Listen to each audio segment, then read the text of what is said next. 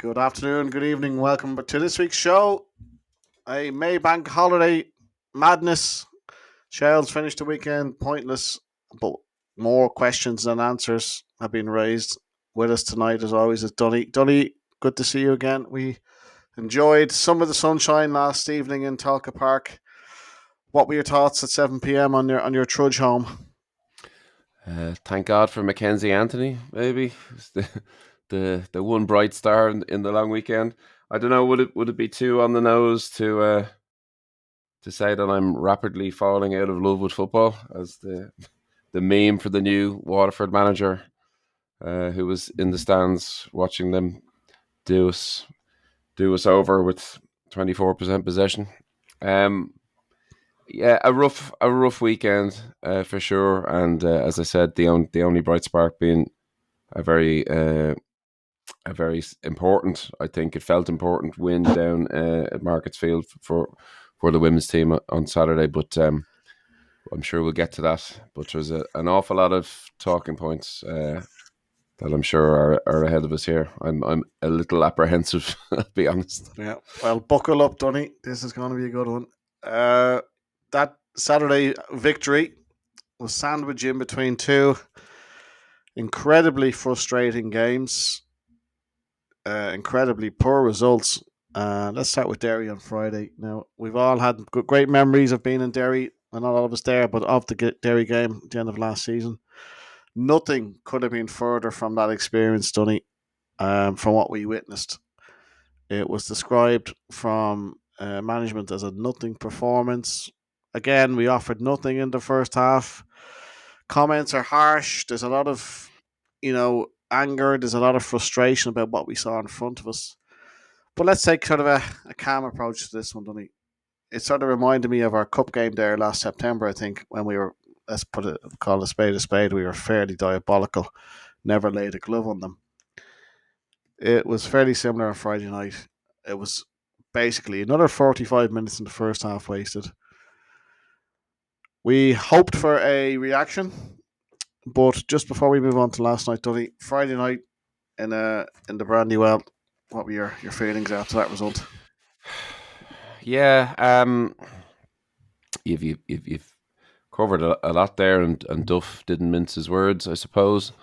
In assessing it himself, it'd be a tough job to dress it up as anything other than inept, kind of inert, and just no potency, no drive, no. One of I'm certain I didn't have the heart after what happened yesterday to delve deeply into the stats or whatever of Friday night, but I'm pretty positive just on the eye test alone that was the fewest shots we've had on goal all season by quite some distance. Just really, an unfortunate mix of yet again individual errors leading to goals. Two in the first half now, which gave us a mountain to climb, but then absolutely no discernible fight or deliberate effort to get back into the match. A real, like we've spoken before, Andy, about this becoming a bit of a trope of talking about leaving halves behind and so on. But it's rare you'd see an entire 90 minutes left behind. And I was there for that cup game last year as well, when we were kind of flying high at the time. I remember we'd been in pretty good form, and we were feeling good about ourselves, I think, as a unit, and then just laid an egg. But it didn't really. No one took it too personally. We had other fish to fry, I suppose. At the time, we were pushing for the league and so on, and Europe was a very recent memory as well, and we'd had a good performance on our exit out of Europe. But I suppose the thing that stuck with me most, I'd be honest, Andy, about Friday was I went to Talca yesterday with the words of the manager still kind of in my ear about what was going to be in store for me and our kind in Talca yesterday, when he said that, my team give me a reaction always, We never failed to show up and underperform and then follow that up with the same again. We always get a reaction. So I was pretty sure that we were going to get that on Bank Holiday Monday, and that's kind of, I think, what stings even more so, in that we absolutely didn't, and we'll get into the nuts and bolts of it, I'm sure, but the feeling in the place after 5 minutes when we were a goal down certainly was a world away from what I had expected to feel, given those comments post-match Friday. Yeah, Duff said after the game on Friday, he says that we can't get carried away thinking that possession and dominating the ball wins you games. I assume he's, as you said there, Donny, the stats. If there's trophies given out for possession and passes, we'd be in the Champions League final in 2 weeks.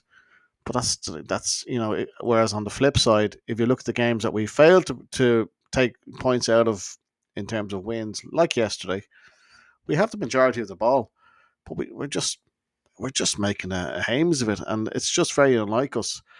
Damien did say, he says, it's the basics of the game that wins you matches. Playing with real fire, desire, intensity, hunger, and togetherness. I did not see that yesterday, and I'm saying that with a very, very deep regret, because I didn't think we saw that yesterday. And that's just not like us. But just before we finish on Derry, I don't think we had our first shot on goal until it was the 45th minute. I think it was Evan Caffrey. Derry, I think, played in second gear. They honestly, I don't think they could have wished for an easier night. And again, the goals we're giving away are just dreadful. And we've got a smashing squad of players. But what can you do as a coach, Duddy, if you're putting your best players out and they're still making these silly mistakes? I say Duff really must be starting to pull his hair out behind the scenes. Yeah, I was joking yesterday that I'm surprised some of our defenders aren't showing up to games these days noticeably with black eyes and fat lips and stuff, with Joey O'Brien knocking the bollocks out of them, really, to be honest, because and I'm kind of half joking because that's a guy whose entire career was based on having a head like a cinder block and putting it in where it mattered, and doing the dirty side of the game first and foremost, and making sure that safety was paramount. And I think it's sadly, like, it feels like it's catching more than abating, this kind of malaise that's just going through to the team of individual errors, where like more and more people are making it. I know it's almost irrelevant, and it kind of is irrelevant, but the issue of, say, the second goal, obviously we switch off for the first goal completely, whether it was Meepo was the nearest man to the player who scores, Duffy, but I don't know whether it was necessarily his job to mark him, or whether he just saw the run and no one else had. I don't know. But so a set piece, their first set piece of the game, incidentally, is their first corner. I thought we actually started the game pretty well in the Brandywell. It was possession, but it was possession that kind of took the fizz out of Derry, I thought. But all they had to do was get one corner. They got a deflected shot, went out for a corner, and nothing incident really that led to a free volley inside the box, completely untouched, uncontested. No Shells player laid a hand or a boot anywhere near the football, and then that's bad enough, and then you compound it. I was looking at the clip back from the league account, I think, online, and I froze it before JJ Lunny received the ball, just as the ball maybe is travelling to him about 2 feet away. He's been passed the ball by Sambone. Now Sambone is the deepest defender at the time. There's no right-sided defender in the shot visible to his right side. I think he's gone out of shot. Caffrey's out of shot. I know Cameron Ledwidge was out of shot to the near side, to the side the camera would have been on. But there's no pressure on Sambone to make a decision on where he's going to play that ball. Now, he plays the ball with no pressure on him, as I say, into JJ Lunny's feet. And when you freeze it before he receives the ball, there are 2 Derry players converging on him. Yep. So that leads JJ to have to play it first time, or at least to make his mind up. I'm going to play this first time because these are coming. I'm being closed down on two sides. He gives a terrible ball. That's the problem. We all, the pitch is sticky. All these things that we keep hearing over and over again. We all knew it. We trained on Astro all week ourselves to maybe not put a player in that position. So you put a player in a position where his touch has to be good, the pass has to be right, or else there's trouble because you're the last man. It comes at his fucking Adam's apple back to him. And then I don't blame Sambone for having a bit of a bobbly touch. Yeah. When Derry sensed blood there. What I would have a go at him for is why he felt the need to pop that ball in there, which he knew nothing was going to come of it. There was no possible scenario where he wasn't going to get that back immediately to his feet. He had Cam out to his left. He could have gone longer. He could have, again, at a goal down, particularly at 0-0, if you're maybe you're feeling yourself, or a goal up. But like, this is a team that the manager himself is saying isn't high on confidence. Why you would, this is like brain dead football, right? Like, all of the options, you're assessing the option and you're picking a terrible option when you're already a goal down. At 2-0, the game's basically over. And I agree with you, Andy, that like, we never looked like we were getting close to Derry, that Derry were comfortable. I remember even Robbie Benson came on late in the game. He was flying into tackles and stuff as well, where like we were kind of pushing people over, like right to the very, very depth. This looked like a different Derry team than the team that rolled over for us on the opening night of the season. And a bit of an eye-opener, to be honest, because look, we're in a bad moment as a team. There's no doubt about it altogether. But Derry were in a terrible moment, and Bows were in a terrible moment not that long ago either, when we were in the ascendancy, and it can turn, and we have the talent in the squad to make it turn. But that's kind of the reason why so many people are getting frustrated, I think, in that we see that we have a lot of ability within the squad, and yet we're coughing up these goals. We're giving inexplicable halves of football, week on week now, and it's hard to know what's at the root of it, Well, speaking of giving away goals, I think we just might as well move on and to last night, Waterford. What a lovely evening for a game of football, but we got off to a fairly diabolical and shocking start, where we just asleep at the back, Donny. We, or should I say, actually, I say we've got some critical, but interesting feedback for some of the things we've said about Conor Kearns and the goalkeeping situation in recent weeks. Now, we're not criticising anyone; we're just saying what we see. But Conor's gone through a bit of the yips, is he? He's having a little bit of a wobble at the moment, and unfortunately, when you're the goalkeeper, there's no one there to bail you out. That mistake yesterday was not Conor Kearns from 2024. No, it wasn't, Andy. And look, neither you nor I nor anyone who's a Shells fan would get any pleasure from seeing it, or getting any pleasure from having to talk about, one of the absolute linchpins of our title success last year, of our European qualification, and all the rest of it. This is a player who, frankly, has become beloved at the club since he's arrived, and I was always and am still very heartened when you hear him speak. I think he represents the club extremely well, whether it's in a podcast or a pre or post match interview. I think he's one of the most articulate and engaging players we've had in many years. But I wouldn't do him the disservice of talking down about what I see, or about trying to give him kid gloves. Connor deserves honesty, I think, and that's what we're trying to give here. So I don't think I think it's objectively true that this is his most difficult period in a Shells jersey. he's come through difficult periods at other clubs before. That's pretty well documented. And he's gone on to be the best goalkeeper in the league and to win the title with us. So there's, if past his prologue, he can absolutely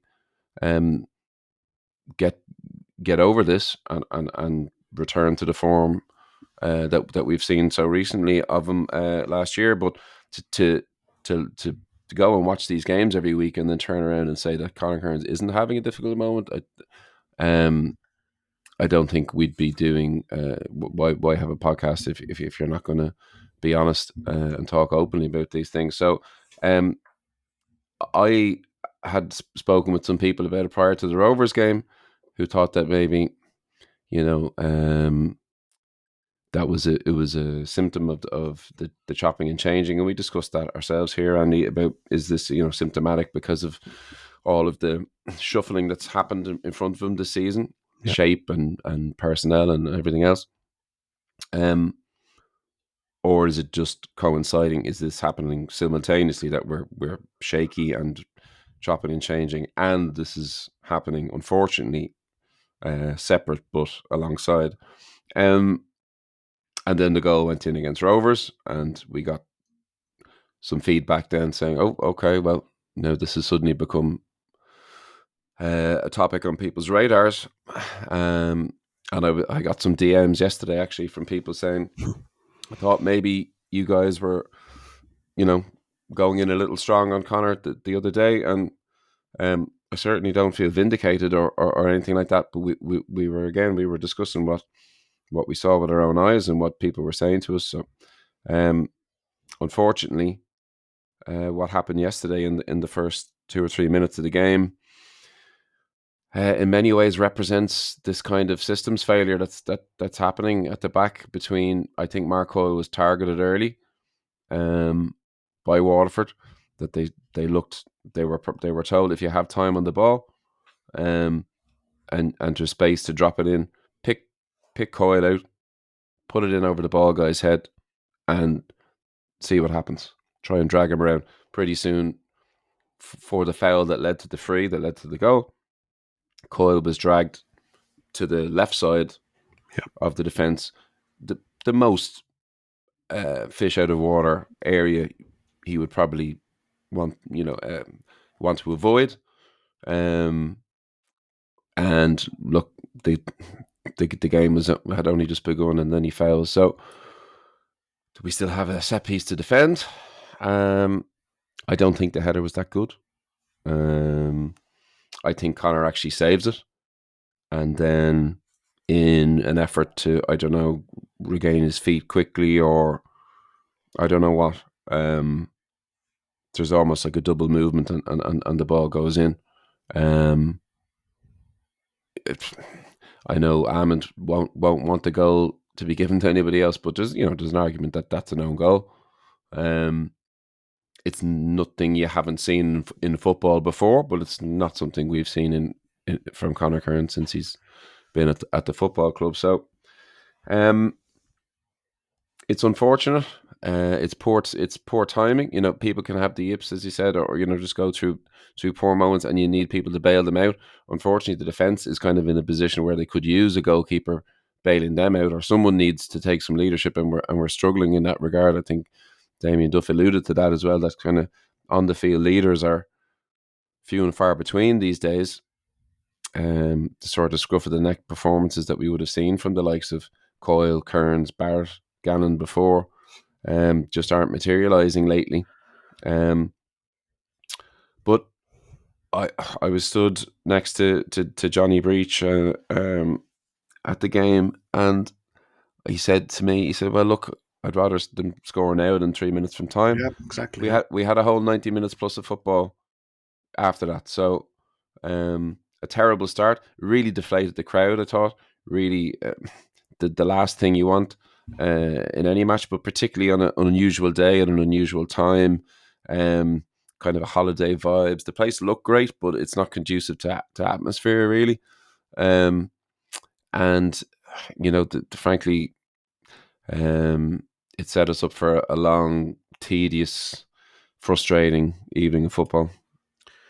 As you say, that goal went in after about 3 minutes, so there was a long way to go. But the very worrying thing, it was a very worrying performance for me for many reasons.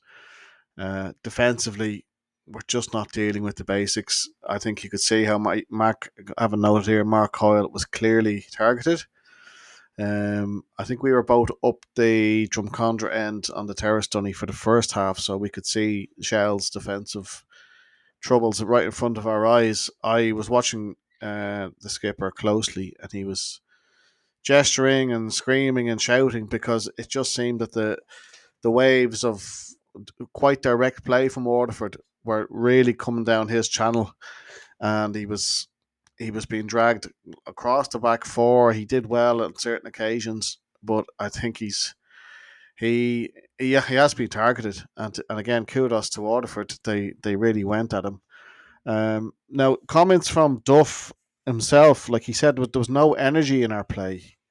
We're lacking real punch up front, and that led to the double change on half an hour, which I actually think I sort of said to myself, something has to change here. There was some audible grumbles or gasps in the crowd when they see the double change on half an hour, but I didn't see any issue with it. I just, as Duff said, he had to make something, he had to change it because it wasn't going anywhere. It was so slow, so pedestrian, and every time it's the exact same for every game this year, bar the first one or two. When we get the ball, the opposing team just steps back, sits back, and by the time we've added 50 passes, we've gone 10 yards front, and then we've gone back. We're just not, we're not a threat anymore. So going back to those double changes, do you think? Well, he said it. What Duff said, it wasn't a personal thing for the players, and I hope the players accept that this is just football. It's for the benefit of the team. But surely that doesn't do a whole lot of confidence for one, the players involved, or two, the whole team. When look, after half an hour, we're basically having to hit the reset button here because we just haven't shown up. Yeah, there's a lot in it, and there's a lot of ways to try and analyze it. But I'd agree with you, Andy, in that I don't think I'd keep the head loss to an absolute minimum on when these changes are made. Frankly, I would have liked to have seen changes like that happen on Friday, around the same time. I was watching that game, being like, why would you? We're 2-0 down. Why would you wait till halftime just because there's a natural break? I will Yep. make some changes that happen. Yep. What's going to change? We were 2 goals down. We needed two to draw, and I was like, well, I was a little surprised that he didn't pull the trigger then, and I wonder, maybe was he thinking on Friday, like, I'd like to do that, but I'll wait till halftime. And then when he saw another early goal, he was like, "F this, I'm gonna do it now. I don't care." Um, he said, I believe in the I somehow steeled myself for professionalism to watch his interview after, and having feeling pretty shells out after the long weekend. But he did say that after about 15 minutes, I think, that he was thinking of making those changes, and I think that's fair enough. The argument that I'd have immediately against it wouldn't be necessarily personnel about, is it too much of a kick up the arse and not enough arm around the shoulder stuff. I think the players involved, both who came on and who came off, have been given ample opportunity, and it's not a death knell on anybody's Shell's career or anything like it. I think it was just horses for courses at the time. Yeah. Excuse me, but the thing I would say in that, making those changes that soon is a bit of a self-indictment on your own tactics for what you thought was going to happen. For he picked that 11, he picked that shape, and he put them out on the field expecting certain things. They didn't live up to the expectations that he'd set them, and that's fine. And it's his proviso, and it's his job to make alterations where fit. I spoke with a number of fellow supporters and the lead up to the game. having lost on Friday, I thought that the cachet within this game now had raised. We talk ourselves here last week, Andy, about whether, would we take 4 points and so on. Now 3 was the max that we could get, and I felt and we've spoken about our home form, and it might come up again how our home form is very poor now categorically. That this was a must. It's hard to feel a bit like a must-win game, not for the whole season, but for a bit of momentum, for a bit of for the crowd, to give the people who are showing up for the home games only, which is the vast majority of our support base, to make them enthused about coming to Talca. It's a cliche, but it's a cliche for a reason, that your home should be a fortress, and Talca is anything but that these days, unfortunately. But my point is, we had 6 available defenders. It was great. The only slight positive of all this now, I think, is that we had Tyreek Wilson and Dan Kelly were able to finally get on the pitch this season in a meaningful way. But we had Tyreek Wilson, James Norris, Sam Bone, Cameron Lebridge, Sean Gannon, and if you want, that's 5 actual defenders. And if you want to include Mark Coyle as an auxiliary defender, you can, but you don't have to. Even with those 5, there were plenty of options where you could have had a back four, which we began the season with and looked at, as in the shape, not the personnel, began the season. And I thought, at home, in a game that we have to win, we're struggling to keep clean sheets anyway. Would we have not been better off to go at Waterford, to put them on the back foot, to bring a bit of heavy metal football to them, go a bit more direct where we had to use John Martin, who I think has been good, and have him alongside Meepo. And when you play the 5, you sacrifice that. And ultimately, one of the changes were Rang then.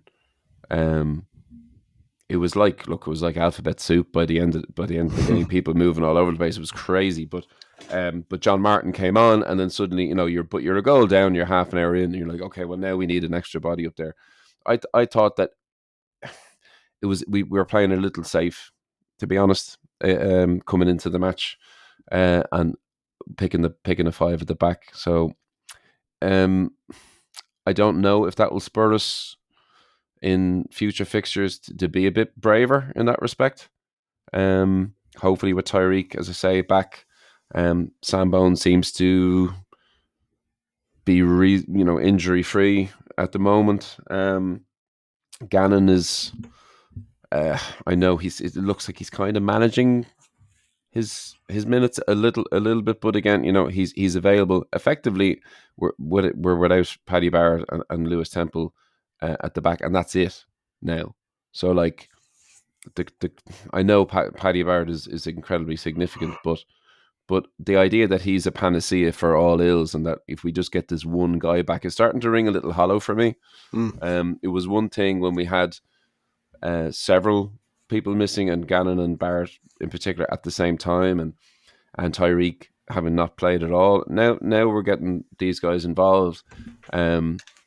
And I know Lewis Temple had one excellent performance, but let's be honest, there weren't people clamoring for Lewis Temple to be in the starting 11 when the season began. So it's a bit of revisionism, I think, now, where people are like, well, we're missing Temple and we're missing this.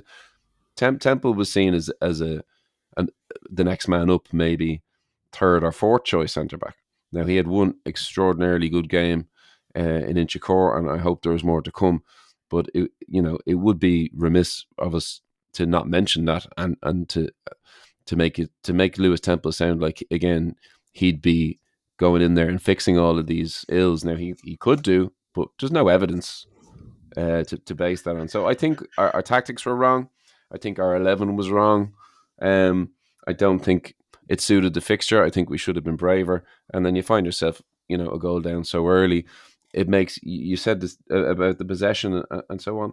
Waterford don't have to do anything after that. Yep. You know what I mean? We the same when Drogheda scored against us early. They don't have to come out and do anymore. Derry City, we give them a goal. They win a corner and they win a goal, effectively as a prize for throwing a ball into the box. And then they don't have to come out guns blazing for us as well, which makes our style of play and the slowness that you touched on there, Andy, it makes it all the more frustrating.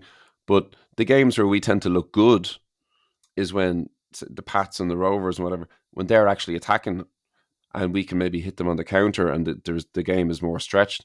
As soon as you give a team a head start, particularly a team that don't think that they might be able to match you in all areas, they're going to sit in and it's going to stymie your attack. You saw, particularly, I thought, as the game went on, Meepo had nowhere to run into because the chances he made for himself in the first half came when the game was a little bit more open and he was able to run channels and try and break an offside. The longer the game went on, the further Waterford sat and sat and sat.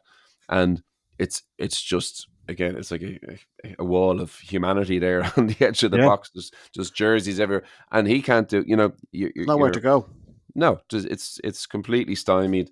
And the only thing you can do is try and hook balls into crosses into the box and hope for the best. And I think I'll finish on this, Andy. That the shot stats were way up from where we were in Derry. 27 shots taken, 3 on target. Wow. And yeah, well, it's not good. It's not good. There's no other way to put it. Donny, we had lots of questions in over the weekend, so I'm gonna have to chop a couple of these. Some are from Friday night, but they actually are quite relevant to last night. So, excuse me. So, Brian Curran, we're so easy to play against. There seems to be no urgency. We saw what urgency can do in our 2 goals against Rovers. Getting the ball wide into the box early and often, it can cause chaos. We're staring at 3 defeats on the bounce if we don't change. Comment here from Darren, wondering why he doesn't use Rayhan Tulloch or Ryan O'Kane. Another one here, Dowd. The thing that is getting to me is the lack of tempo. I think we can all agree on that. Harry Wood was trying yesterday. He certainly gives it his all. I would agree also. From Gav, the form at the start of the season was good, but the results weren't there. But now the form is poor and the results are even more so. Is it time to start worrying a little? I would say yes, it is. But and then Shane Kennedy. Shane has always sent in a couple of good ones here. Why do we have 50 attackers and 4 defenders? And Boydie being out again, he seems to be out for months every season. That's getting a bit annoying. Well, I hope he's back soon. Formation, you touched on the buzzword there, Dunny. Formation, I think you covered it quite well. Was it 5-3-2 yesterday? To be honest, after about 10 minutes, it was like every man for himself. It was all over the place, and I think you'd be doing well to figure out who was where. But you said it there, Dunny. The best chance probably yesterday was Meatballs won the first half. That was almost like a good old counter attack. We got the ball, we suckered them into our sort of 18-yard area, and then we pinged that ball over the top to him. And look, on another day that goes in, I think it was one of those where he just maybe had an extra second to think about it, took a heavy, slightly touch, and look, these things happen. And then Harry Wood had a similar ball. He cut back in on his left. Keeper did well to touch over. Their keeper, McMullen, made a fairly brilliant save. I think it was John Martin, header down low in just before half time. So the chances were there. But we just seem to it's like we have to pull every sinew of energy out of ourselves to create something, Dunny. Whereas in the second half, then, as you said, it was Waterford well marshalled. I don't think we overly troubled them though. I think we had one or two half chances. But again, Tyreek came on. You got Tyreek, you got Ali Coot, you got Meepo. Trying to actually don't know what they're trying to do because it was just so tight. It was almost like little tippy tappy stuff trying to through an eye of a needle. I don't think the lads would enjoy that. Is that coming from management that's how we want you to go with it, lads? Or as Duffer mentioned, in his comments, it's about possession is one thing. Possession can he said it here. Possession and dominating the ball wins you games. We can't get carried away with that. It's about the basics of the game, playing with fire and intensity and hunger. So I've repeated that comment, but I think it's quite telling. So Yeah, what do you think? there's a lot to chew on there. I'd agree, and I tell you, one of the most frustrating things, I suppose, about yesterday's game against Waterford was that the biggest chances and the closest we came, as you mentioned, Eddie, were all in the first half. And your football brain, your instincts would say, okay, well, look, Jesus, that was a hell of a save from John Martin's header. I don't really think John Martin could do much better, to be honest. He got reasonable contact on it. It wasn't an easy chance per se. It was low into the corner, the type of ones that normally leave a lot of keepers kind of flat-footed, to be honest. They hate having to get down that low. They'd rather something where they can instinctively throw a hand up that's closer to their body. But it was really top class goalkeeping to keep that out.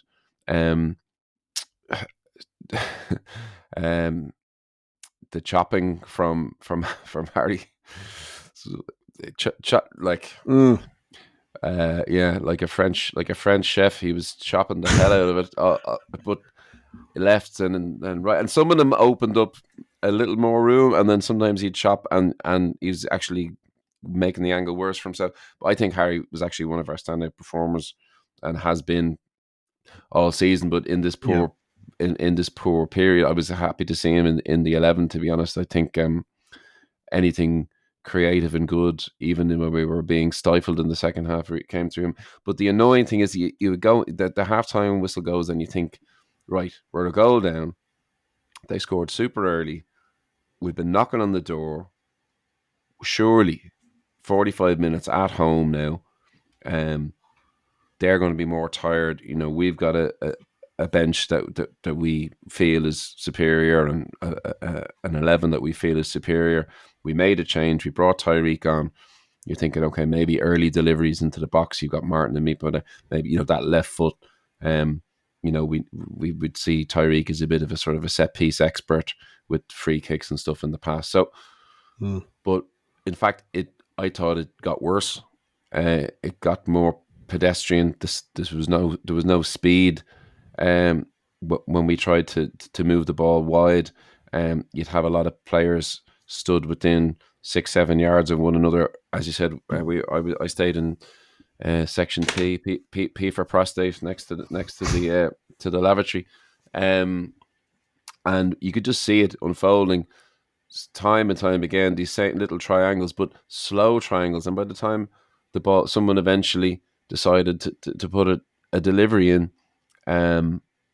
Waterford had 10, 11 men where they wanted them to be, and it was just, as I said, it was just a soup of humanity in the box, and we've never been particularly good at rising highest or dominating aerially.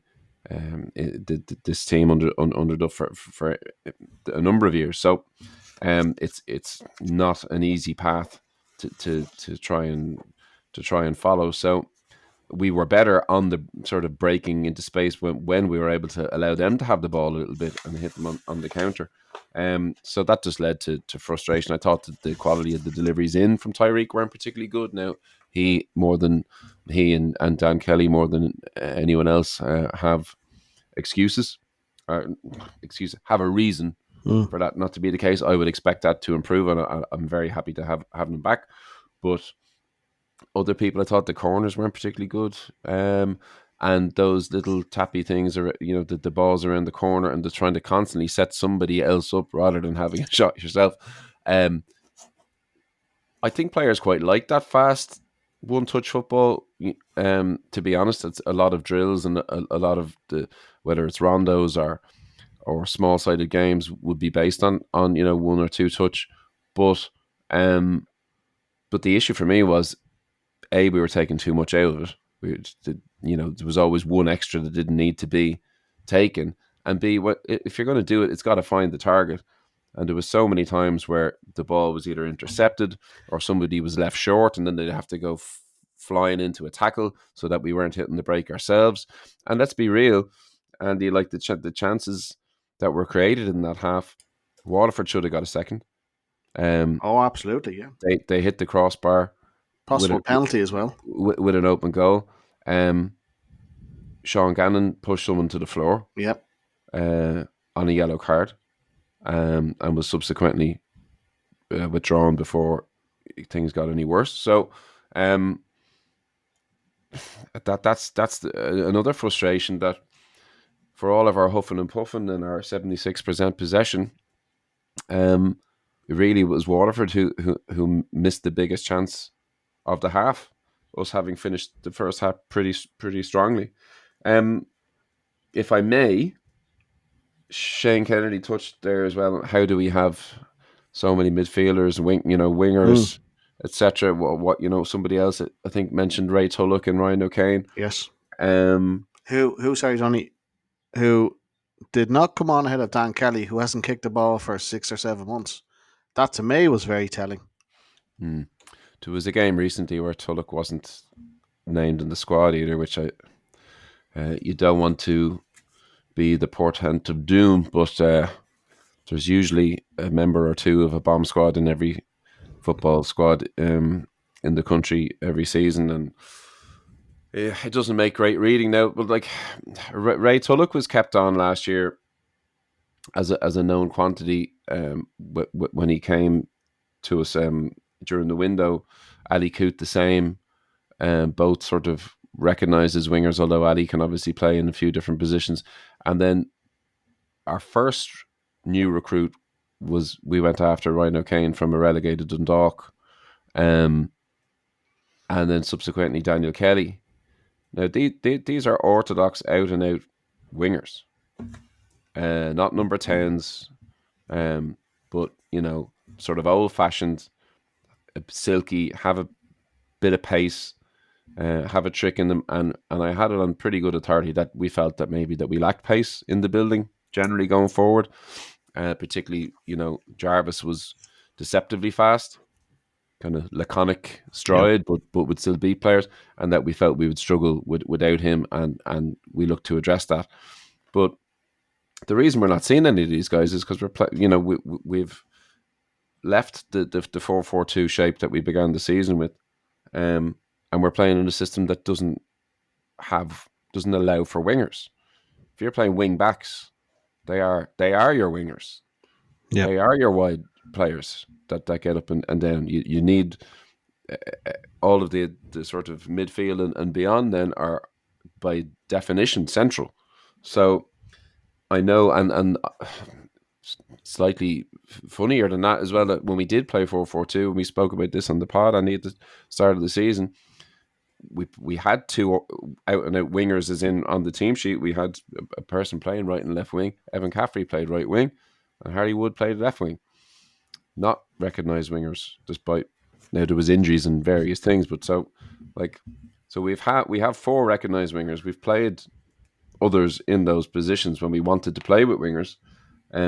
I just don't see if we were to persist, and maybe look, we're just hunkering down and going through a phase, and we're saying, okay, when we get X and Y back, we're going to revert to this, or I have a plan. And the Sean Boyd thing, it is frustrating, obviously, but there's no malice in it, Sean. But the man wants to play football, and the reason we got him in the first place, I think, was because if he were injury free, he never would have looked at Shells twice, because his career trajectory would have had him at a club that was doing significantly better than we were when he came to us. So it's pick your poison a little bit there, I suppose.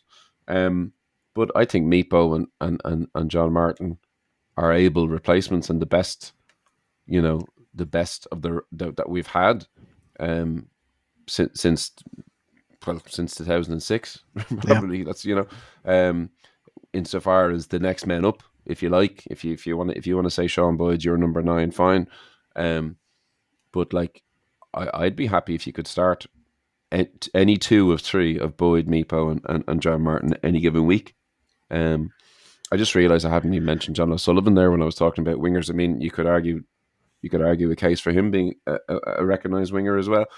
So it just means that you've got these players that we're probably not going to see, or are going to have very limited minutes, because if they do come on, they're probably going to have to play as wing backs or as number 10s, or or maybe we change the shape like we did late in the game or throughout the game yesterday to because we're chasing the football match. But I feel like we should be putting our best foot forward and giving ourselves the best opportunity to win. Now, between the mistakes and whatever, if you took all the individual errors out, maybe shape isn't as relevant, and we wouldn't be worrying about why we haven't seen player X or player Y. But it is kind of contributing to the feeling of a bit of sort of disharmony, or people can't quite put their finger on what's happening. You said there, Donny, something interesting. Do we have to seem to work doubly hard because of the formation of the wingers to get ourselves into those positions, to pull, to get those balls in the box, and then by the time we get ourselves into those good positions, we're then going backwards, recycling. I don't know. Is that coming from the coaching side? Is that the players not taking responsibility? It's very frustrating. And as you said, like it was one of those games again where we could have been there till 10 o'clock last night, and Waterford did look relatively comfortable, bar one or two late scrambles. Set pieces, Donny. I have not been impressed with our set pieces this year on the attacking end. Now, defensively, I think we've done okay, bar one or two fairly, you know, well, actually, I don't think, actually, no, I'll scrap that. I don't think we've done well defensively. Just look at the goal we gave away against Rovers from the corner. Look at the goal we gave away against Derry from a corner. And then offensively, we don't. Again, this is just my own view. I don't think we seem to have any set play routines in place. It's just a case of whip it in, stick your head in it, Johnny, and see where it goes. At this level, set pieces have to be used like they're like gold dust. You really have to work on them and work on them. Now, I'm sure they are. Now, if we had won that game 2-1 last night or 1-0, we wouldn't be talking about this. Everything would be, we're back on track. But just seeing it in the flesh again there last night, the corner kick routines, Waterford have a couple of big fellas in their back line. They were just, ball came in, out you go, no problem. We just need to be a bit smarter in our play. Is that a little bit harsh, or am I somewhere right? No, I'd agree. I mean, I think the stats would back it up. We're conceding more goals from set pieces than we're creating and scoring. That's objectively true. Last year, I thought it was an area that we could absolutely improve upon this year, because we scored so few from set pieces last year that it's one of those kind of, you don't need to be the best team in the league, the fittest team. You don't even need to be the physically biggest team to score the most amount of set pieces. It can be to do with innovation or clever thinking, quick thinking on behalf of the player in possession, a bit of nous on the tactical side of things, bit of good fortune. But if you play the percentages, ultimately you should come out with, I think I looked at the stats and we said it on the pod here before, Andy, it's about 1 in 4 goals normally come from a set piece. Yeah. We're way down on that. Last year we did score from one, I believe, against Derry on the first night, and there might be a goal I'm missing in between now and then. Nothing comes immediately to mind, but we were literally in low, like single digits last year. I think 3 goals or something from set pieces. And again, would your eye be drawn to that as much? Were we not constantly lately? I'm talking since Drogheda away 2-2, the 3-2-2s and beyond. If we weren't constantly going behind in matches, then the sort of importance placed on these, every corner, every free, wouldn't suddenly ratchet up to the point of like, it feels like you're blowing an opportunity, because we're not getting that many. Again, like I said, 3 shots on target in whatever it was, 95, 96 minutes yesterday. It's just another area of frustration. I'd agree that if a team is sitting in on a quote unquote low block against you, particularly, it's very hard for wing backs to attack and create enough space whip balls in that will catch a backline out. If you know the most attractive goal we scored this year was against Rovers, I think Meepo's goal. Although both goals were nice that day and came from Rovers had the intent to try and rob us of the ball, and we're pressing us to try and get it back. And we had a bit of quick thinking, switch for play, and then the room that Cam had to see that Meepo had two defenders on him, but he had time to look up, gauge, okay, what am I going to need to pull out of the golf bag here to get this on the green, and did that. But if there's 18 people crammed on the edge of the box, or you've got a guy 2 yards in front of you, you can't do that.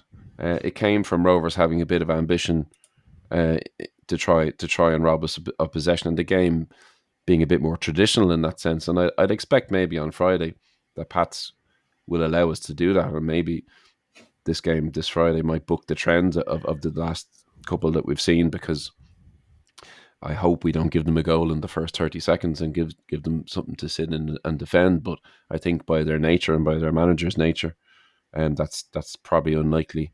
Even, we drew 0-0 with them, but that was a very open sort of blood and guts type of game that night in Inchicore. So I'd expect something like that.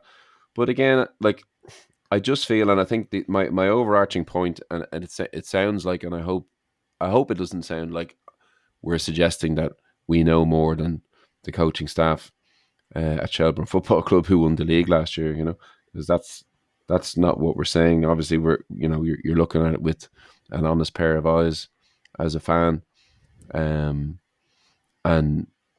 sort of seeing where, for me, what has been the hallmark of Damien Duff's reign as manager of Shelbourne has been he's been able to improve individuals. He's been able to get people to outperform what up until that point people thought they were capable of, and maybe even at times that they thought that they were capable of themselves. Mark Hoyle was the sort of poster child for this for the longest time, coming from amateur part-time football in Finn Harps. And we outperformed budget wise, and I think the sum of our parts were less than what the total output of the team unit became, and that's very enjoyable to see when you're really scrapping and you're squeezing every last drop out of the sponge that we have at our disposal. And it was, and it remains very exciting when you sign higher caliber players then to add into this and think, well, if we can keep that mentality and we can keep the standards that we've set here, and you just infuse the team with 3 or 4 or 5, higher caliber players, then imagine the heights we could reach. And we saw glimpses of this against Derry, and I thought the first 15-20 minutes I was open about how giddy I felt watching that against Shamrock Rovers. When we took the lead in that game, I thought, Jesus, we look absolutely unbelievable. It's the best football I've seen us play. So the thing that's hard to put your finger on now is, having seen that and having been sort of tantalized by that, and seeing this hallmark of squeezing out all of that and more that you thought the squad had to offer, is we've now come to this sort of nebulous point where we're getting less than the sum of our parts from the whole.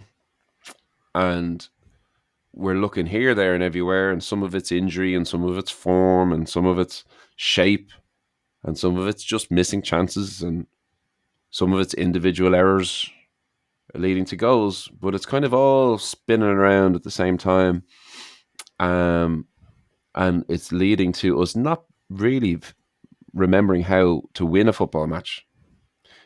The feeling you get from watching us in the last few games is like we don't believe that we're going to win the football match. I'm looking at Drogheda now, for example. They remind me of us from last year. where, okay, they'll draw some and whatever, but by God, they know that they're in a game right until the last kick, whether they're ahead, whether they're level, whether they're behind. And again, they know they're not the shiniest car in the showroom or whatever. They're wringing every bit out of that sponge, and it's a little weird, to be honest, to sort of see players that you would have loved and were very excited to have signed for the club come and ameliorate the squad, and yet the total sum of the parts is less. So we can't. It's we're not going to make the world square and figure it out today, Andy. But I think it's fair for people to vent their spleen and have their say. And it doesn't mean that we think we're international caliber managers, but you pays your money and you get you have your say. Wholly agree, Donny. I think the pressure of expectations can weigh heavily on every man out there. So, as you said, we are no longer the plucky underdog. We're now the champions for a well-deserved reason. Just before we move on, Donny, lots of questions in. So thanks to everyone who sent them in. Darren, Daz, 85. Daz, your question you sent in was regarding the formation. I think hopefully we touched on that. Thanks for sending in that, Daz. Very good question. Just before we move on to Pat's, Donny, I like the old stats, so let me just if I indulge me for a moment. This may not be pretty reading, but I think here Shell's comes the data. Yeah, here's the data for all you data fanatics out there. Shells won the league last year with 63 points, which I believe was one of the lowest ever. Now, with 22 league games to go, Donny, Shells would need to win 15 of those remaining 22 to reach that target and finish with 64 points. So I know there's all different scenarios. Everyone's losing games and drawing games and all this stuff. But we started last year like a house on fire, and there's no reason why we can't kick in at some point and get those points on the board. But the stats don't lie, Donny. 4 wins from 14 games and 2 wins from 7 home games is not pretty, but that's where we are, and that's where we have to accept things are. So before we move on to Pat's, Donny, I'll let you just rehydrate there now. I know you're giving the socks tonight. There was some very sad news recently, the passing of Mick Garrity. Mick was a real top Shells fan, and I would have seen Mick around Talca, and our thoughts are with Mick's family and friends. I saw the club did a nice post over the weekend, so our best wishes and thoughts are with all of Mick's family. Thank you to everyone who has rated our show, shared the show. I was asked by a 70-plus gentleman yesterday in Talca how to use the YouTube. So I told him how to use the YouTube. So he's now listening back to all our episodes. So believe it or not all Shells fans are on social media and so on. So if you're in any chats or pages, you can listen to this show free. You don't need Spotify or Apple or any of that. It's free link on YouTube. Just look up the show. And finally, Donny, so send us a rating, send us a message, be nice to us. As Donny said, we're not here to criticise, we're just here to give our thoughts. I think myself and Donny, our years combined following this wonderful club are well over half a century, so I think we do have some knowledge of the game, but albeit we've never worn that famous red shirt at the top level. I know Donny's worn that shirt week after week in the UCL. God bless you, Donny. And a few appearances in charity games with those who have done it at the top level. But yes, as they say in The Sopranos, I was never a varsity athlete. Yeah, well, I refereed a couple of charity games, and I'm still out of match fee. So my brother John McGarren, John, you want to get those match fees sorted out? Anyway, Donny, we have a nice handy game now on Friday. Our good buddies St. Pat's are in town. It doesn't get any easier. Now, we said we'd have a reaction after last Friday. Is this reaction take two? I hope so. Andy. Yeah, on some level, I feel that this mightn't really be. This mightn't really tell us a huge amount, in the sense that we tend to get up for these games anyway. We tend to perform pretty well on the whole. And look, I'm not saying it like in a bad way. I thought our performance in Inchicore was exceptional this year. I thought we played exceptionally well in spurts in Tala, and it was very annoying that we didn't give ourselves the best opportunity to capitalize on those spurts by conceding so quickly. But and of course we had a very enjoyable 1-0 win against Bohemians, which we did have to grind out. But I mean, that's healthy. 2 away draws and a win in the derby so far is good going. We know the fans will bring it. We know Talca almost certainly will be sold out. And I think, as I stated earlier, Andy, I think the way that they play, they won't come and park the bus. They'll come and have a go at us. They're stinging a little bit lately now. Their own form, and this is the funny thing, you know, when you have this sort of 3 games in a week madness, which I could really live without, to be honest. I mean, could we not just have a game a week like normal people and extend the end of the season? You know, we have as you said yourself, Andy, we have the longest off season in European football. Could we not extend the goddamn league by, you know, a few weeks and get rid of these front-loaded Friday, Monday, Fridays? But fully professional league now, Dunny. So it's not as if you have to wait for the lads to clock off from their shifts, and you know. I think look, every now and again I understand it. You know, with the view for the European teams in particular, but I just feel it kind of, you know,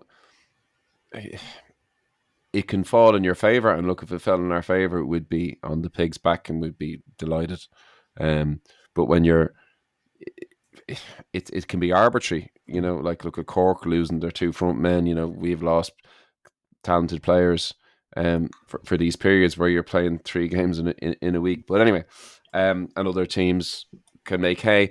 We're a bit fortunate that they haven't been, but Pats have regressed a little bit in their own form. So all the more reason that I think they'll come and have a go. So I don't know if it's the TV game, but I doubt there'll be many more attractive games on the eye. Talca, I thought, was looking very well yesterday. Just how the surface was playing. I saw your own brother was out watering the 18-yard box and the final third at halftime, and it's in the best nick it's been in all season.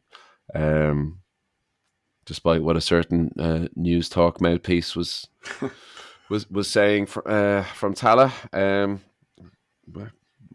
former manager from a County Louth club. I'll let you fill in the blanks, but so I think it'll be a good game. It could go either way. I imagine we'll play 5 at the back. I imagine Conor Kearns will be in goal. And I have no clue what's going to happen after that. I mean, we've kept 3 clean sheets all season. Correct. The last one was against Bohemians in Talca, if I'm correct. I'd love to see another one, but I mean, would I be putting money on us keeping a clean sheet? Probably not. You know, it needed Lewis Temple to have a coming out moment, if you will, live on the telly from Inchicore the last day to keep our 0. But I mean, look, I think we'll be in the game. I'd probably, if I had to go for a prediction, we'd probably draw the match. score draw seems a reasonable shout. Might be an odd goal win for someone. We've gone now 2 games without a goal, which even when we were leaking them prior, we were scoring. So we did come incredibly close, as we've touched on a couple of times yesterday, but we're going to need to. And it's more after those, like, ultimately where are we going beyond that? I feel like we could click. We felt during all the 2-2 games, Andy, I remember we said it ourselves. I was very heartened by a lot of what I'd seen in the Drogheda game and so on, and felt we were a bit unlucky again. There was an individual error and a slip, and terrible conditions and this and that, and we felt like we were pretty close to clicking then, and that wasn't long ago at all. So, like, there's still enough within the squad to click and to be one of the best teams, if not the best in the country. But it kind of feels we've drifted from that now, and Pats would feel probably in the same boat. So it's up for one of the teams to kind of impose themselves on the other.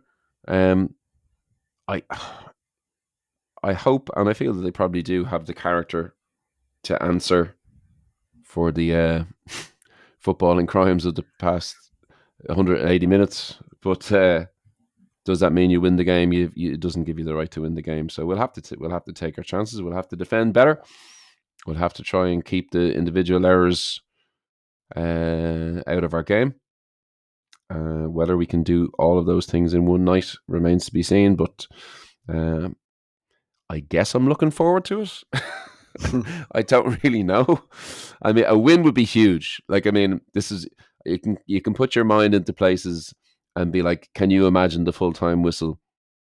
And people up on the fence at the riverside and the place on wheels. If we put in a good performance and beat Pats, and there's 1,000 people behind in the Ballybock end shuffling their feet and getting onto Twitter immediately to have a pop off their would be savior Stephen Kenny and his 8-year contract or whatever. But at the same time, I mean, I wouldn't have the hubris. And again, Andy, as men of science, we have to go on the evidence, and the evidence lately doesn't make for pretty reading. What do you think yourself? Oh gosh, well, these games in the last couple of years have produced a few crackers, but I don't want a cracking game on Friday. I want a 1-0 win, and we all go home and regain our sense of normality. I think this could be a fairly decisive game for the direction we go in for the next month or so. I think, again, we're at home. We have to start winning home games. We're more than capable of beating Pats. Pats are, very, very, very good team, but they're having their own issues. And Derry had a good weekend. They did a double, but let's just look after ourselves. Hopefully, we'll have. I don't know about injury wise. Look, whoever's there is there. We just have to get on with it. If I can just touch on some comments in the club's post match interview with Tyreek Wilson, Dunny, just before we wrap up on the men's stuff here. Tyreek, again, he spoke very honestly. And this is to quote his words: another 45 minutes wasted. We're built on hard work, and we've come away from that all season. We need to do the ugly stuff, the nasty stuff. That's quite revealing. And then just to finish on this one, Dunny, he says teams have been working harder than us. It's embarrassing.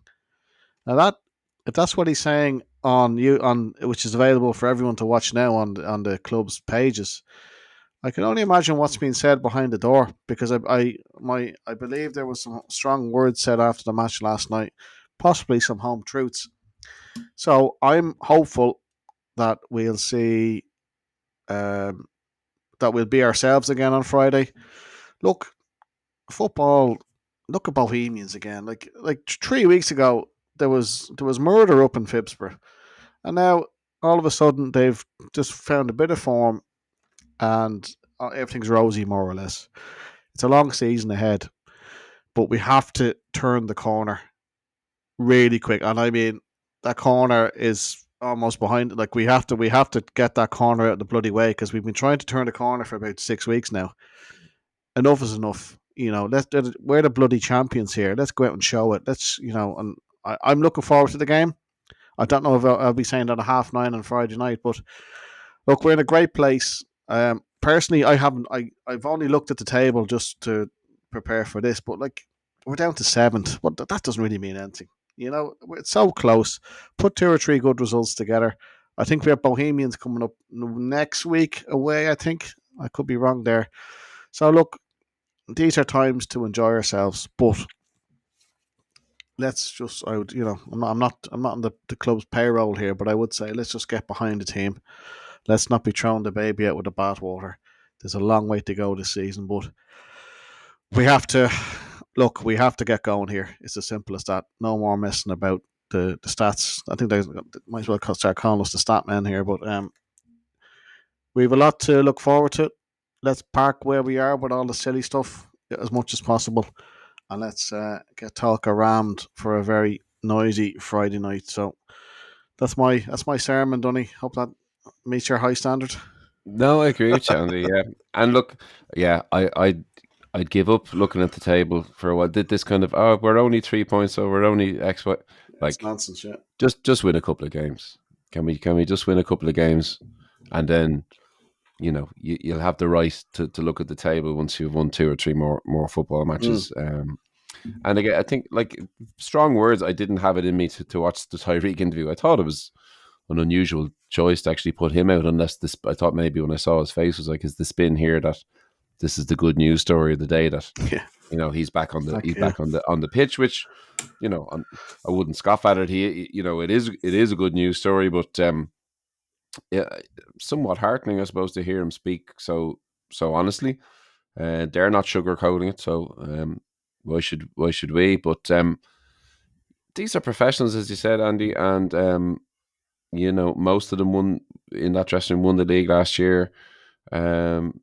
But it won't happen again just because they want it to happen, or because they did it once before.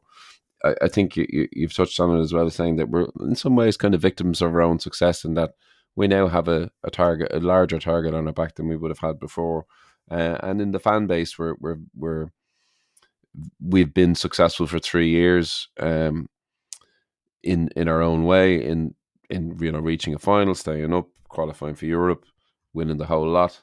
That people are starting to feel a little bit more entitled to performances of a certain standard and whatnot, and I guess the manager is feeling the same, and the players are feeling that, well, with the standards that they have in their ranks, they should be producing more, and I wouldn't argue with it.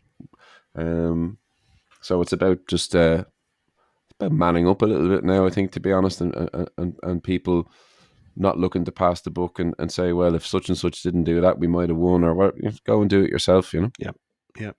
Just a very, very final word. I'll leave this from Tyreek Wilson. He said Waterford wanted it more. Now let's hope that we don't hear that again this season, because, as you said, Donny, last year's triumph was built on a hell of a lot of hard work.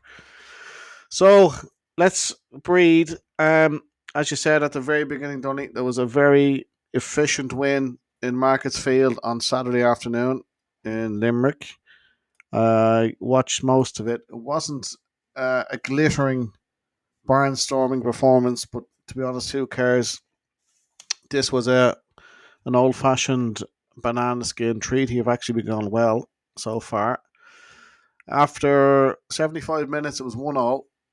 And then our old buddy, Mackenzie Anthony, as cool as you like, seals the 3 points, Donny. What are your thoughts on the game anyway, in terms of just getting the job done? Keep that show on the road. Shells are starting to motor now, big time.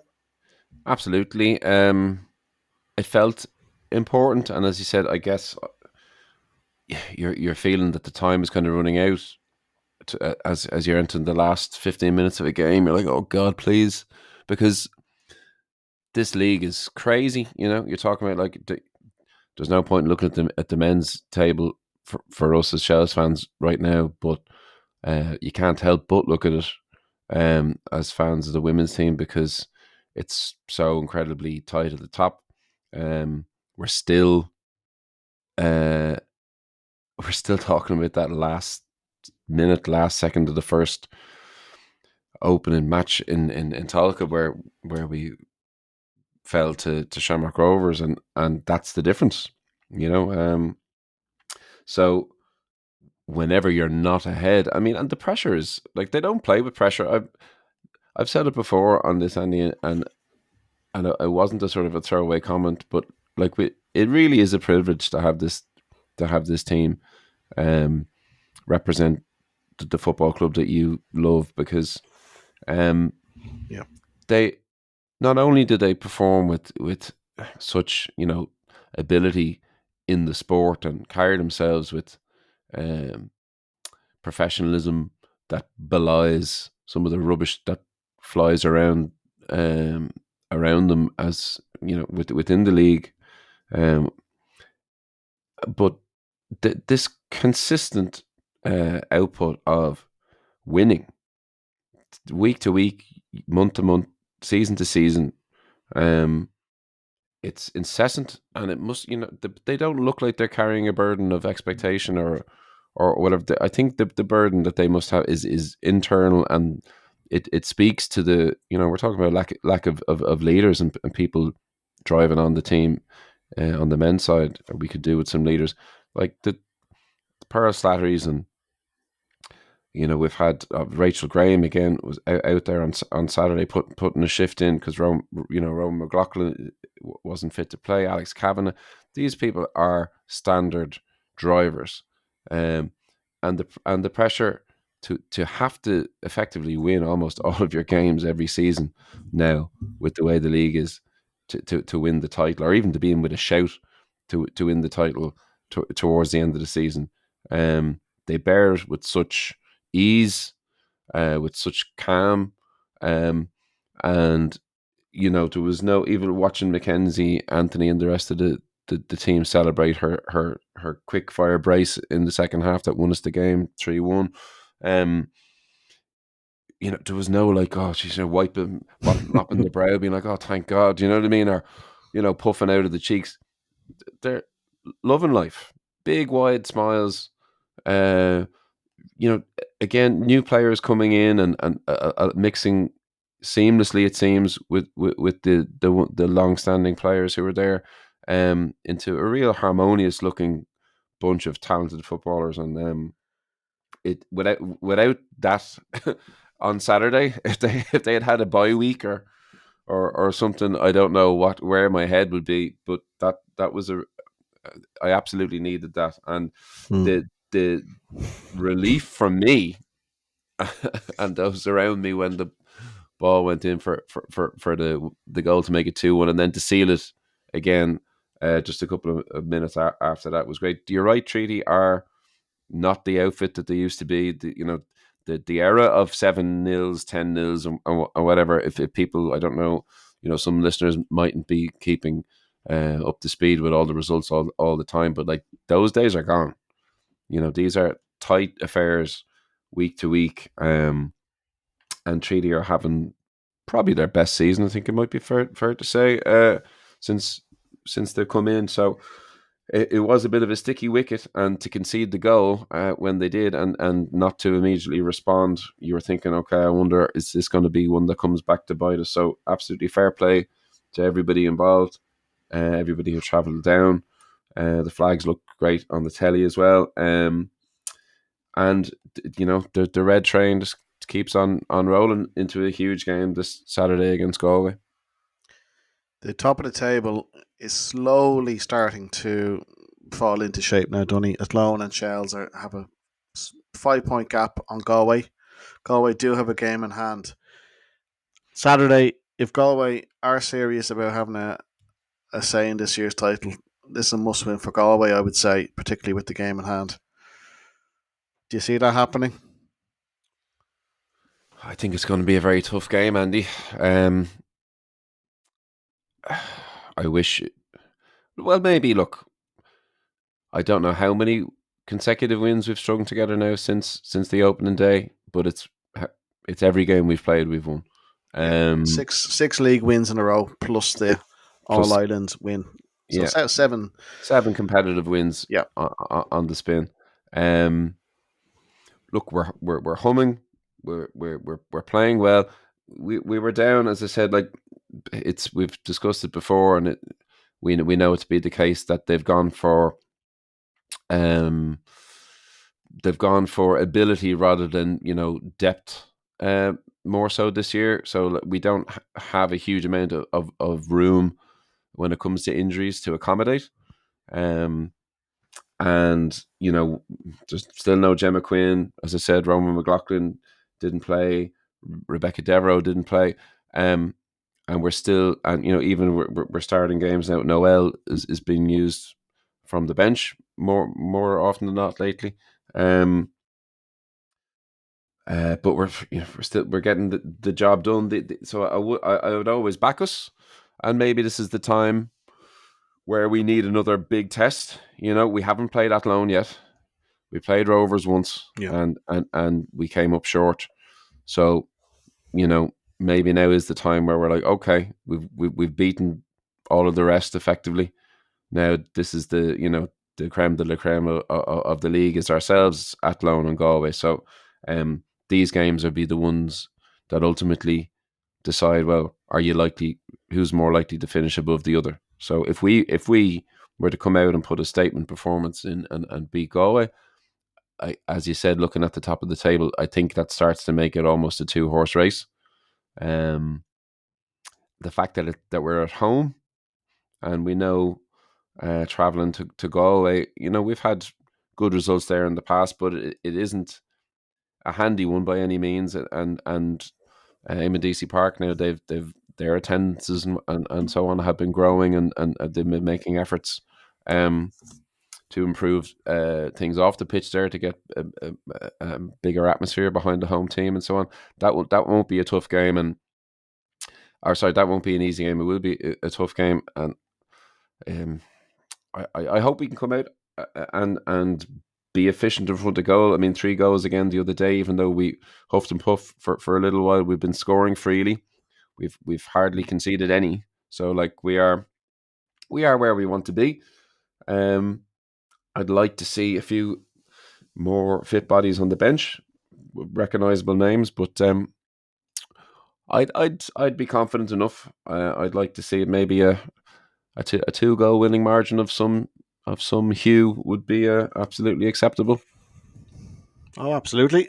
I think we can hopefully look forward to a good game. There, I saw on the Shell's pages today, Dunny, I think there's a big community push this Saturday for the game. Tony and Kristen, the community officers, are doing God's work in the background. So I believe there's a big push for a healthy crowd on Saturday, and I would always encourage anyone who can make it down for the 4 p.m. kickoff.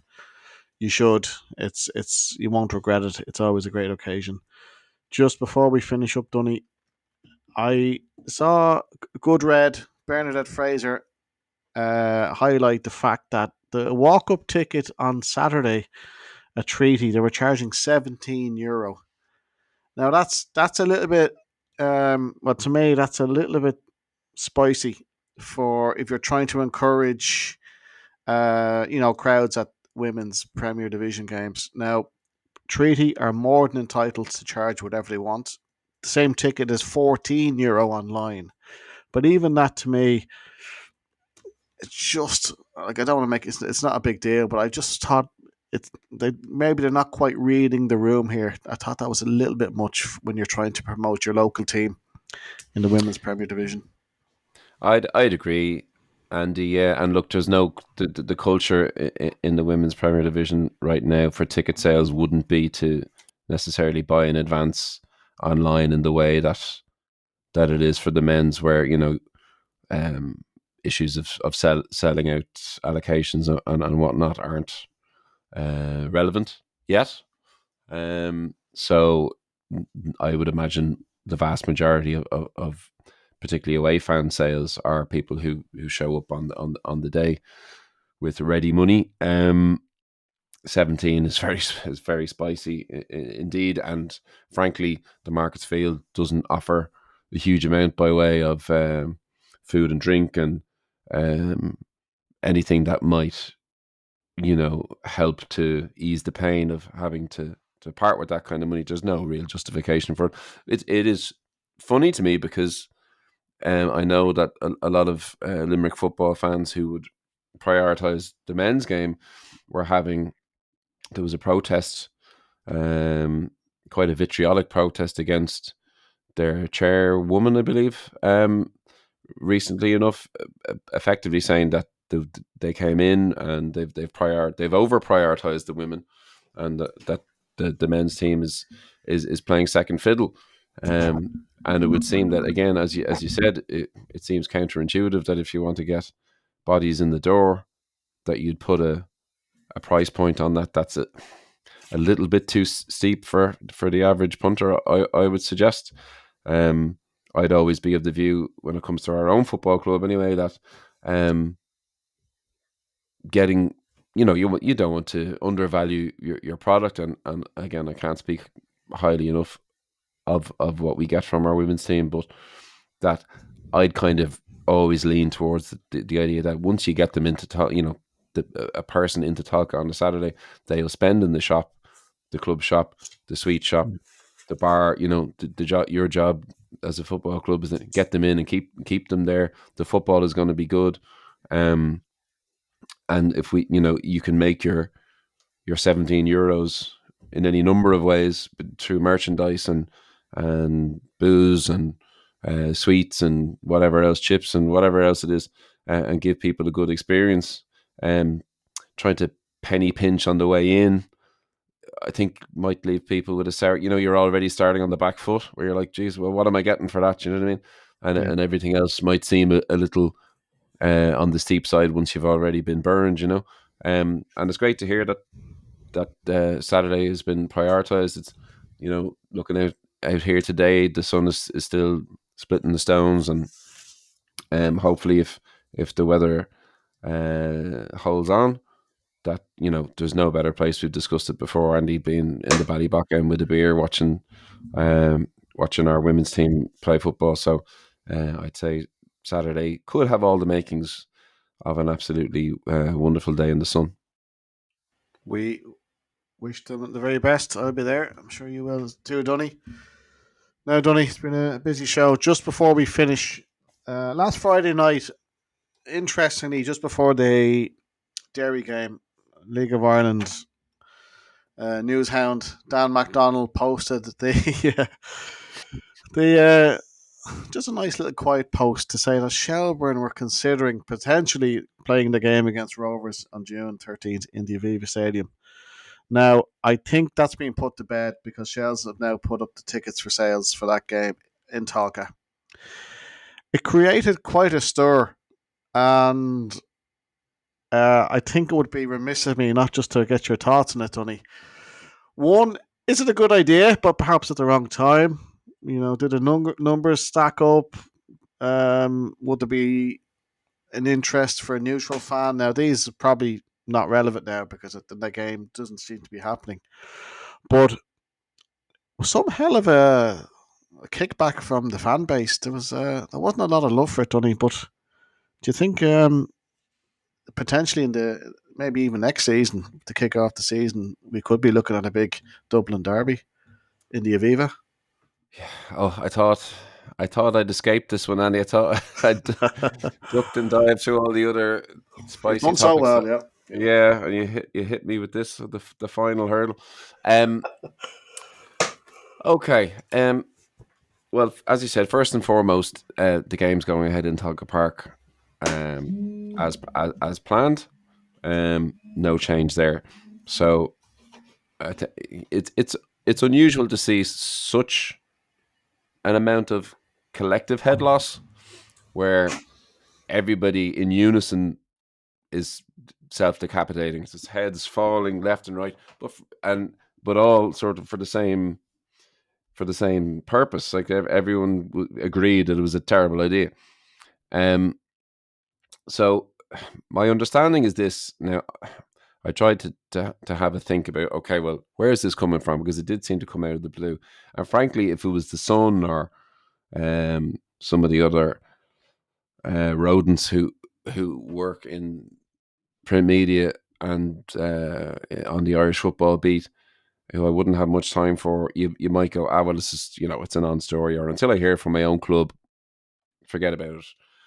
Dan McDonald is basically recognised as the best in class when it comes to the Irish football beat, and I think that's a sort of a moniker that's well earned and well deserved. So I'd have a lot of time for his work on the whole, and when he says something, people assume that there certainly he won't be smoking without there being some fire. So I think what happened here is the FAI lost a fixture. Senegal. I've as you said earlier, I haven't played United Churches football for many years. Teams not fulfilling fixtures is not a new thing to me. But you're a big Senegal fan, Donny. Yeah, but an international team saying in advance that like we're all going to be on a stag that weekend, so whatever it is, so we can't play. The goalie's getting married, so Senegal can't come. Is pretty unusual. So I think the FAI were a bit flummoxed when an international team of some renown and standing just said, actually, we can't come. So I don't know why, but that's the situation. So there's a hole in their football calendar, and more importantly, to the people in Abbottstown, there's a hole in the finances there. There's a hole that of obviously the men's senior team is where they make their most coin, and they won't have taken that one terribly well, I imagine. So I'd say there was a lot of people tasked with trying to figure out, okay, well, how can we make the situation better? What could we maybe pull out of our hats collectively to try and bring some money into the coffers here? And because it worked with Rovers Bows, they probably looked at the fixtures and said, okay, well, the Aviva is where it is. We have a Ringsend derby coming up around that time. That's what it's called. There's definitely a way to sell that fixture, as both clubs going back to their roots, to play back in Ringsend and / Irishtown for the first time, off the Shelburne Road, etc. There's definite ways of selling that, and not just in a sort of a hokey way. There could be merit to that. The issue would be that the lead-in time was nowhere near long enough. Bohemians had the longest off-season in European football to prepare for their opening game and to sell it in a way that they felt fit. And they obviously did extremely well to get over 30,000 tickets sold and so on, and corporate stuff and whatever would go with that. So we wouldn't have been given the grace of having that amount of time, and therefore I think it was basically dead on arrival with that, because you'd need to plan to do something on that scale with much more time to figure out how, and the whys and the wheres and the so on. So I don't think it was ever a real runner, but that's not to say, it would be malpractice, I think, of any board at a football club, that if the national body comes to you with an offer, that you don't sit down and discuss it, and sort of tease it out and say, well, does this have, what are the merits and demerits? Because this clearly has some merit. And you weigh it up and then you make a call. I think that's just good practice. But the issue would be that obviously this got leaked to the most reputable journalist in the country. So I'd say, that's not ideal. And then when he runs with it, people assume it's gospel. So it's not happening. I think the FAI would be keen that there be at least one league fixture per season going forward now in the Aviva, because they've seen with the cup finals and the Rovers and Bows game showed that if marketed correctly, it can work. It can generate them some money that otherwise they wouldn't be getting. And I think from a football club's perspective in the league, it allows them to say, well, look, we're trying to get funding from the government for our stadiums here. Talca Park needs work. we need money to do this. If we can bring collectively 25 or so, or that's, I'm being arbitrary with a number, let's say 25,000 people to Lansdowne Road, then we can say, well, look, half of these are Shells fans, or people who could be convinced to be Shells fans, but we're trying to rebuild our stadium here, that we have a 250-year lease for, thank God, now, and this shows that there's a market there. There's people want to engage with us, and with this league. So I think there's an element of sort of raising the tide to raise the boats in tandem here. It would have to be the right fixture. I think, whether it's the opening fixture, whether it's the President's Cup was an argument that people threw around, that maybe having the league winners against the cup winners as a prelude to the season in the Aviva might be something that you could look into. I'm not sure. That's for people who are getting paid to think about that, but I wouldn't be against it. And I saw a lot of people being angry in a million different ways all at the same time. Nobody agreed it was a good idea, and I didn't think it was a good idea purely based on the lack of time to plan it. But as you're aware, I was involved in the campaign to save Tolka Park, so no one cares about Tolka Park more than me. I wouldn't agree that you're undermining Tolka if you have the odd game here or there. We're going to have to, hopefully, if we maraud through Europe, we're going to have 2 rounds in Tolka, and then we're going to have to choose where we go after that. That's a headache we'd like to have this season. So it may yet rear its head. We'd have to make a decision there: Tala probably, or the Aviva. Now, if we were to draw a tasty team in a group stage, who knows? Maybe we'd end up in the Aviva sooner than we think. But I didn't think that argument stood up completely, although I understand the sentimentality of it, obviously. And then the other thing was, on one hand, you had people saying that the club were money grabbing and, doing over the fans in the short term just to make a quick buck. And then you had people also saying, based on the maths that were around the Rovers Bows game, that we'd be losing our bollocks, effectively, that you had to sell 25,000 tickets to break even. A lot of half-truths and sort of half thought out ideas, some pulling in completely opposite directions. So, are we making a quick buck, or are we losing the club silverware, from the drawers of the kitchen? So, I have it on pretty good authority that we would have been offered a lower rate, a competitive rate, considering the lack of lead in time and so on.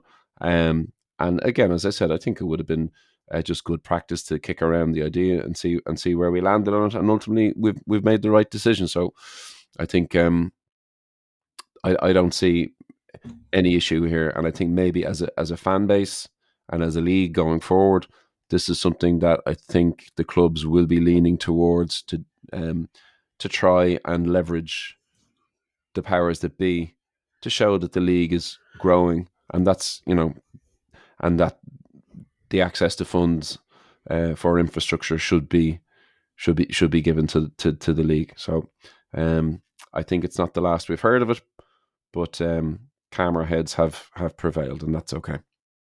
Wonderful, Donny. Thank you. I think it's something, as you say, we'll probably come back to when the time is more suitable. But if we weren't in the conversation, would people be still giving out, saying, why aren't our Shells be given these opportunities? So look, you can't win some of the times, but thank you, Donny. You summarised it better than I ever could. So look, we've had a very long show today, Donny. A lot gone through. Thanks very much to everyone for listening, and we look forward to hopefully a successful weekend. Donny, best wishes for the week ahead. Enjoy the sunshine, and thanks again to everyone, and we'll speak to everyone next week.